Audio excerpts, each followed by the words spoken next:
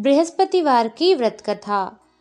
प्राचीन काल में एक ब्राह्मण रहता था। वह बहुत ही निर्धन था।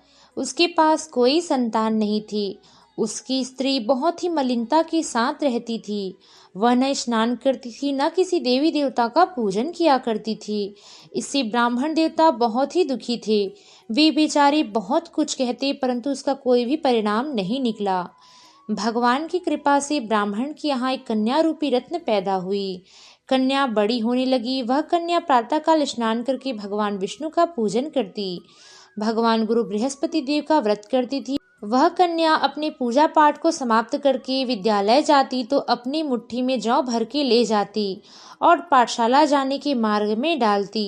वही जौ लौटते समय स्वर्ण के हो जाते, उन्हें बिनकर घर ले आती। एक दिन की बात है, वह बालिका उन सोने के जौ को सूप में फटक फटक कर साफ कर रही थी।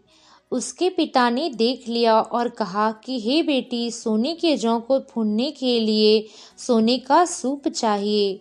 दूसरे दिन बृहस्पतिवार था। इस कन्या ने व्रत रखा। बृहस्पति देव से प्रार्थना करने लगी कि हे प्रभु, अगर मैंने आपकी पूजा सच्चे मन से की हो तो मुझे सोने का सूप दे दो। बृहस्पति देव ने उसकी प्रार्थना स्वीकार कर ली।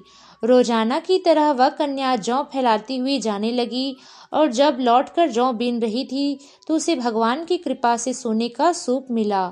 वह उसे घर ले आई और उससे साफ करने लगी, परंतु उसकी माँ का वही ढंग रहा। एक दिन की बात है, वह कन्या सोने के सूप में जौ साफ कर रही थी। उस समय शहर का राजपुत्र वहां से होकर निकला। इस कन्या के रूप और कार्य को देखकर वह मोहित हो गया। अपने घर आकर उसने अन्न जल त्याग कर दिया और उदास होकर लेट गया। राजा को जब इस बात का पता चला तो अपने प्रधानमंत्री के साथ उसके पास गए और बोले कि हे पुत्र, तुम्हें किस बात का कष्ट है? किसी ने तुम्हारा अपमान किया है या कोई कारण है सो कहो, मैं वही कार्य करूंगा जिससे तुम्हें प्रसन्नता हो। अपने पिता की बात सुनकर राजकुमार ने कहा कि हे पिताजी, आपकी कृपा से मुझे कोई कष्ट नहीं है। मैं बिल्कुल भी दुखी नहीं हूँ, परंतु मेरे मन में एक इच्छा है। मैं उस कन्या से विवाह करना चाहता हूँ जो सोने के सूप में सोने का जौ साफ कर रही थी। यह सुनकर राजा बड़ा आश्चर्य में पड़ गया। वह कहने लगा कि हे पुत्र, ऐसी कन्या का पता तुम ही लगाओ, मैं उसका विवाह तुम्हारे साथ कर दूंगा। तब राजकुमार ने उस कन्या के घर का पता बतलाया। मंत्री उस कन्या के घर गए, ब्राह्मण देवता को सभी कहानी बतलाई। ब्राह्मण ने राजकुमार के साथ अपनी कन्या का विवाह करने के लिए तैयार हो गए। इस प्रकार से ब्राह्मण की कन्या का विवाह राजकुमार के साथ संपन्न हुआ। कन्या के घर से जाते ही पहले की भांति घर में एक दरिद्रता का वास हो गया। अब भोजन के लिए अन्न भी बड़ी मुश्किल से मिलता।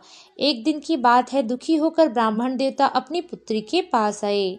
बेटी ने पिता की अवस्था को देखकर पूछा और माँ का हाल पूछा। तब ब्राह्मण देवता ने सभी हाल कह सुनाया। कन्या बहुत सा धन देकर अपने पिता को विदा किया।